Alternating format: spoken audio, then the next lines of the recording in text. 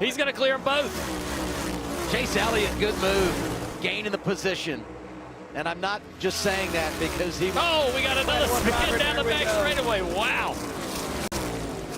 John Hunter Nemechek, Todd Gilliland. Number 42 had just climbed up inside the top 15.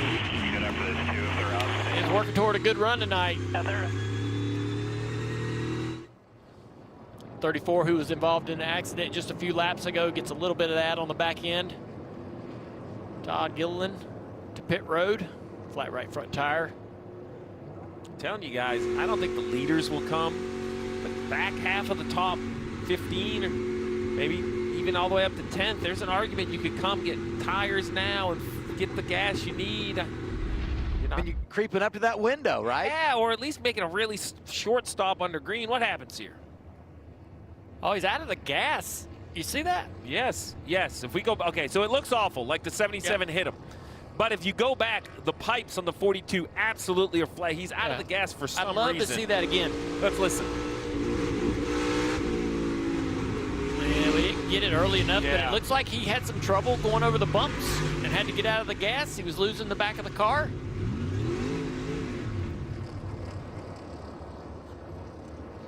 Right there, that bump right there, he jumps out of the gas. He's about to spin out, so he's starting to lose the back of the car.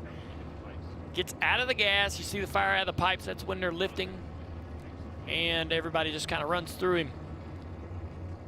You hate this for Nemechek. I mean, Steve talked about the fact that they had made up some ground. His teammate Eric Jones having such a good night inside the top 10.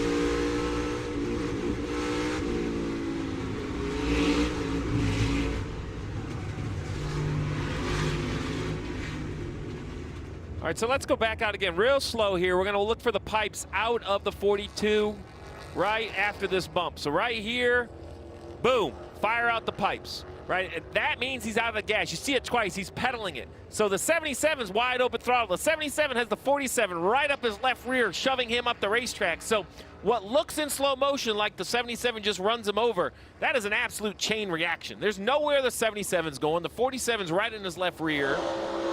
Here you go. Watch this 42 and listen.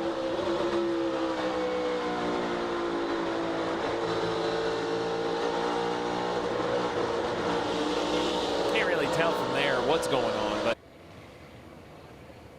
minding our own business yet again. Another week that our team doesn't get the finish that we deserve, and so I'm tired, man.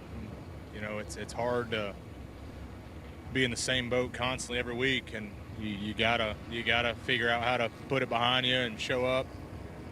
I somehow become the bad guy days following this, so I gotta figure out how to be better and learn from it. But I'd say it's really freaking hard when you're driving your best and trying to just make progress throughout the race, and you get wiped out. So on to Michigan.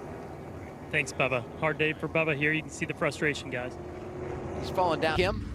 Yeah, and strategy call this just shortening up their next stop. They will put right side tires on and a splash of fuel. Hitting with 83 to go. yeah, a little surprised they didn't put on 4 tires with as few cars that are on pit road. But, you know, the left side tires, I guess, just don't have very much time on them. You know, they have 8 or 10 green flag laps, so they figure there's no reason to. What this will probably do is now they need, so let's talk about their options. Now, because they need less fuel, that allows 2 tires perhaps to be a call on a green flag pit stop. If you need fuel enough that, you know, you have to wait there anyway, you might as well. To say if we're able to stay green here. Thank you, Kim. Great effort by everybody on pit road the night charge.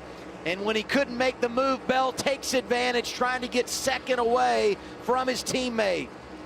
Briscoe's going to side draft down here, but Denny's going to be in front of the 19. It's going to take some air away, so that should give the spot to Christopher Bell. It does. Here comes C. Bell. Now, with the better race car of the 3, can he get by this 11 and take the lead before the cycle begins?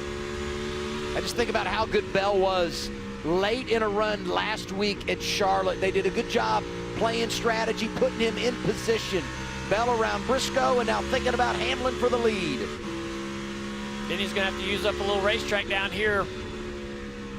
He goes to the bottom. Oh, there's a lap car right here. Is that going to be difficult for Christopher Bell? They squeeze underneath of him.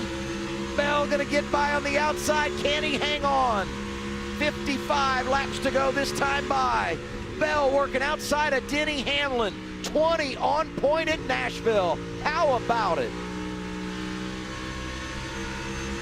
I think he drives away. He's been running the better lap times of all three of these cars for the past several laps. See Chase Elliott creeping into this picture in the number 9 car at the bottom of the screen. And now if you're Chris Gale, crew chief for Denny Hamlin, or James Small, crew chief for Briscoe, Alan Gustafson, crew chief of the 9, you ask yourself, do I want to allow the 20 to stretch the lead? If he is the better race car, do I come to pit road? Do I force them to change the plan? I think that's what you're going to see out of Chris Gale. I think normally this would be a team that runs long, but they normally